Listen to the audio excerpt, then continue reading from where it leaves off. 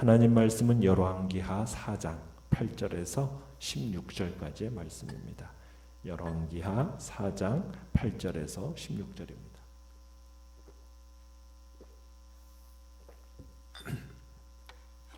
열왕기하 4장 8절부터 읽겠습니다. 시작. 하루는 엘리사가 수넴에 이르렀더니 거기에 한 귀한 여인이 그를 간권하여 음식을 먹게 하였으므로 엘리사가 그곳을 지날 때마다 음식을 먹으러 그리로 들어갔더라. 여인이 그의 남편에게 이르되 항상 우리를 지나가는 이 사람은 하나님의 거룩한 사람인 줄을 내가 아노니 청하건대 우리가 그를 위하여 작은 방을 담 위에 만들고 침상과 책상과 의자와 촛대를 두사이다. 그가 우리에게 이르면 거기에 머물리이다 하였더라. 하루는 엘리사가 거기에 이르러 그 방에 들어가 누웠더니 자기 사환 게하시에게 이르되 이 수넴 여인을 불러오라 하니 곧 여인을 부르매 여인이 그 앞에 선지라. 엘리사가 자기 사환에게 이르되 너는 그에게 이르라. 내가 이같이 우리를 위하여 세심한 배려를 하는도다. 내가 너를 위하여 무엇을 하랴? 왕에게나 사령관에게 무슨 구할 것이 있느냐 하니 여인이 이르되 나는 내 백성 중에 거주하나이다 하니라.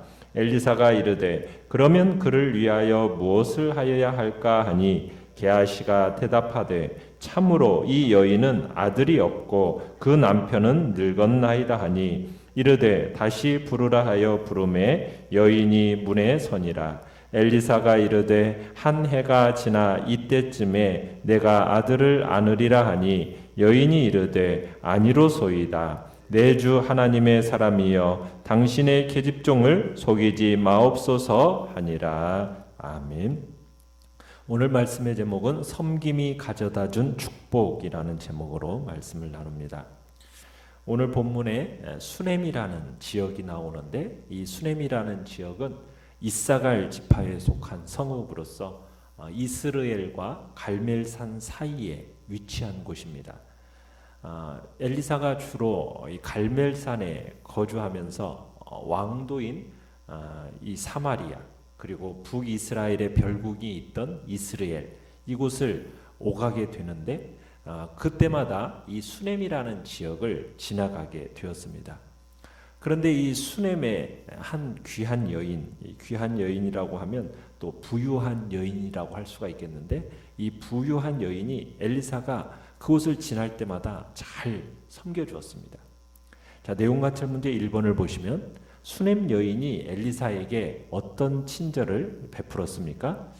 자, 수넴 여인은 자기 동네를 오고 가는 이 엘리사를 보고서는 8절에 보고서는 간권하여 음식을 먹게 했다라고 얘기하고 있습니다. 그러니까 간절히 권하여서 음식을 대접했다는 거죠. 또 거기에다가 10절에 가보시면은 그곳을 지날 때마다 엘리사가 그렇게 했는데 엘리사를 위해서 또 뭘 준비했습니까? 묵을 방을 따로 마련을 해주었습니다. 자, 그 배려가 참 13절에 가보면 그렇게 얘기를 하고 있어요. 우리를 위하여 세심한 배려를 한다. 그러니까 참 수넴 여인이 엘리사를 향한 배려가 참 세심하게 이렇게 했다라는 것을 보게 됩니다. 엘리사는 이 여인의 친절에 대해서 마음문을 열고서는 그 집을 선지 사역의 휴양처로 삼게 됩니다.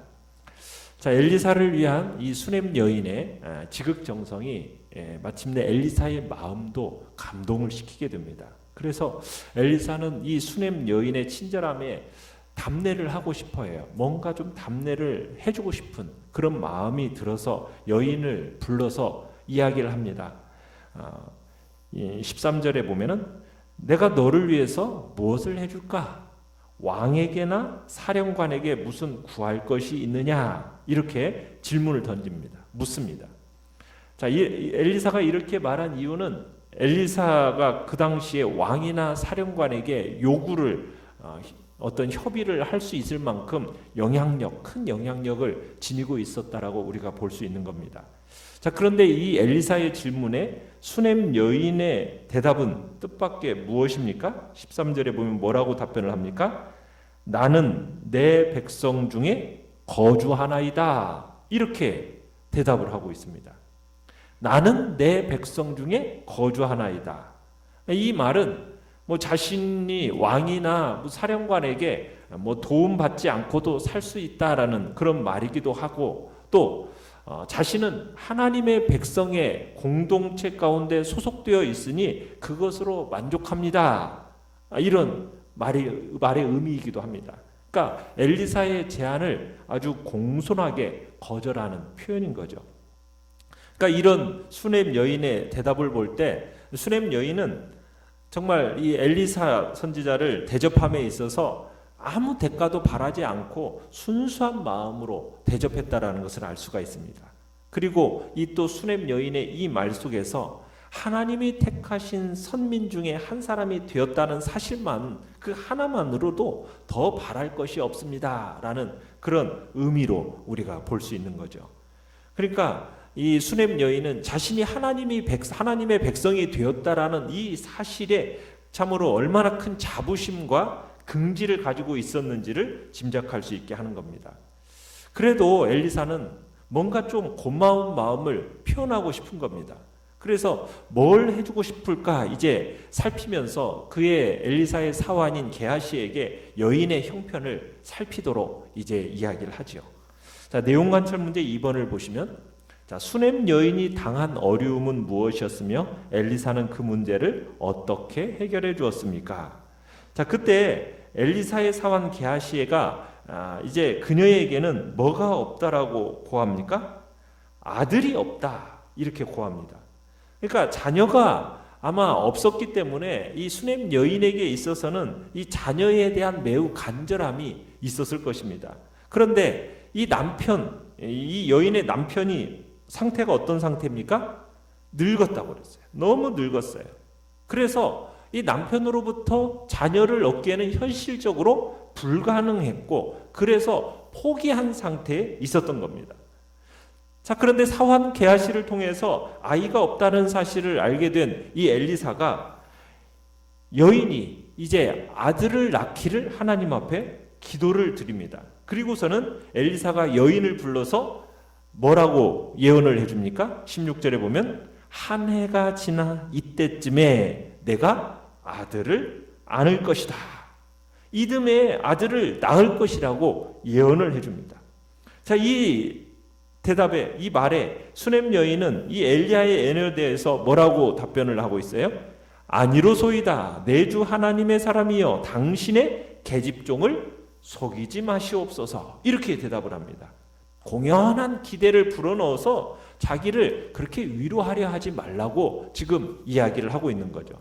왜냐하면 수넴 여인은 아는 겁니다. 자신의 남편이 늙어서 자식을 생산할 수 없다라는 것을 지금 수넴 여인은 알고 있었기 때문에 이렇게 답변을 하는 거예요. 그러니까 인간의 이성으로 보면 자신이 아이를 생산한다라는 것은 불가능한 일이었다는 얘기입니다. 자, 그런데 우리가 내일 보겠지만 17절에 어떻게 되었습니까? 엘리사의 예언대로 수넴 여인이 한 해가 지나서 아들을 낳게 돼요. 하나님이 엘리사의 기도를 들어주신 거죠. 그동안 아이가 없었기 때문에 여인은 믿기지 않았겠지만 선지자가 예언한 것처럼 수넴 여인은 그 이듬해에 아들을 얻게 된 겁니다. 자, 연구와 묵상 문제 3번을 보시면, 자, 수넴 여인이 엘리사에게 친절을 베푼 이유는 무엇입니까? 자, 9절에 가보시면은 여인이 그의 남편에게 뭐라고 얘기하고 있습니까? 항상 우리를 지나가는 이 사람 엘리사를 가리켜서 뭐라고 얘기해요? 하나님의 거룩한 사람입니다 라고 지금 얘기를 합니다. 그러니까 여기에서 지금 수넴 여인이 엘리사를 극진히 대접하는 이유를 지금 말하고 있는 겁니다. 엘리사는 어떤 사람이냐? 하나님이 세우셨고 하나님이 권능을 주신 선지자라는 것을 알아본 겁니다. 수넴 마을에 그 많은 사람들이 있었지만 그 가운데서 이 여인만이 엘리사가 하나님의 사람이라는 것을 알고 있어요. 그 이유는 무엇이었을까요? 수넴 여인의 신앙생활이 하나님 보시기에 온전하고 그녀의 관심이 어디에 있었다는 얘기입니까? 거룩한 일에 집중되어 있었기 때문에 엘리사를 하나님의 사람으로 알아본 겁니다. 그러니까 거룩한 안목을 가지고 영적인 일에 초점을 맞추고 살아갔던 사람이었기 때문에 엘리사가 하나님의 거룩한 사람이라는 것을 알아봤다는 얘기입니다.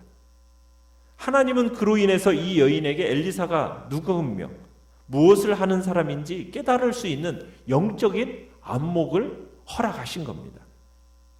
그러니까 이 수냄 여인이 세상 가운데 살아가고 있지만 세상 사람들하고 똑같은 그런 물질과 육안으로만 봤다면은, 그것을 마음에 두고 살아갔다면 뭐 엘리사에 대한 그런 관심이 없었겠죠. 그러나 영적인 안목을 가지고 있었기 때문에 엘리사가 누구인지 알아봤고, 그리고 엘리사가 수냄에 들릴 때마다 그를 자기 집에 모시는 수고를 기쁨으로 감당했던 겁니다. 우리 사람의 삶에 있어서 결정짓는 가장 중요한 지체 중에 하나가 뭐냐? 눈입니다. 눈. 왜냐하면 사람은 다른 어떤 것보다도 눈에 보이는 것에 의해서 가장 큰 영향을 받고 살아가는 존재이기 때문이에요. 우리가 세상 사람들이 추구하고 세상 사람들이 생각하고 바라보는 것과 똑같은 것만을 바라보고 그렇게 살아간다면 우리는 세상 사람과 다를 바가 없죠. 그러나 우리가 세상 사람들과 다른 이유가 뭡니까? 우리의 눈이 그들과는 다른 거예요. 우리는 거룩한 일들, 영적인 일들에 마음을 두고 거기에 초점을 맞추고 살아가는 사람이기 때문에 우리는 세상과 다른 사람이라는 겁니다. 신령한 안목을 가진 하나님의 사람, 그 사람이 바로 우리들이 되어야 되는 겁니다. 그러기에 우리에게 중요한 게 뭐냐? 영적인 안목이 있어야 돼요. 영적인 안목. 거룩한 일에 우리의 시선을 고정시키고 그 같은 일들에 우리의 삶을 맞춰 나가는 겁니다. 그럴 때 우리가 이 혼탁하고 어두운 땅 가운데서 하나님의 빛 가운데 살아갈 수가 있게 되는 겁니다. 그리고 하나님의 거룩한 인도로 천국의 영광에 참여하게 되는 거죠. 그래서 정말 중요한 게 무엇입니까? 영적인 안목을 가지는 것이 중요한 거죠. 자, 느낀 점 4번을 보시면 하나님의 사람을 섬긴 자에게 귀한 복으로 갚아주시는 하나님을 볼 때 무엇을 느낍니까? 성도의 친절에는 반드시 상급이 따른다라는 것을 느끼게 됩니다. 이건 주님의 약속이기도 합니다. 마태복음 25장 40절 거기 보면은 예수님은 형제 중에 지극히 작은 자 한 명에게 한 것이 곧 누구에게 한 것이라고 얘기합니까? 예수님 자신에게 한 것이라고 인정해 주시면서 예수님은 우리의 선행을 기억하시고 반드시 갚아주시리라고 약속하고 계세요. 또 히브리서 13장 16절에 보면 이렇게 말씀합니다. 오직 선을 행함과 서로 나누어 주기를 잊지 말라. 하나님은 이 같은 제사를 기뻐하시느니라. 친절한 행동과 배려는 하나님이 기뻐하시는 향기로운 제사라고 얘기하고 있는 겁니다. 그래서 하나님은 그런 친절에 대해서 하나님의 상급이 따른다라는 것, 이건 당연한 것이라는 거예요. 친절을 베푼다라는 것은 수고스러울지 모르지만 그 같은 친절을 베푸는 것은 하나님은 한 가지도 잊지 않고 계신다는 겁니다. 아브라함의 경우도 그렇지 않습니까? 이웃에게 친절을 베풀다가 누구를 영접했습니까? 하나님의 천사를 영접했어요. 이 같은 친절과 수고로 인해서 백세나 되어서 아들을 낳을 것이라는 예언을 들을 수가 있었던 겁니다. 이와 관련해 가지고 히브리서 13장 2절에 히브리서 기자가 뭐라고 얘기합니까? 손님 대접하기를 잊지 말라. 이로써 부지 중에 천사들을 대접한 이들이 있었느니라. 그러니까 친절을 베푼다라는 것은 뭐 다른 사람을 위한 것 같지만 그것은 곧 자기를 위한 것이라는 거죠. 그러니까 친절은 자기와 자기 이웃에게 다 유익한 일이라는 겁니다.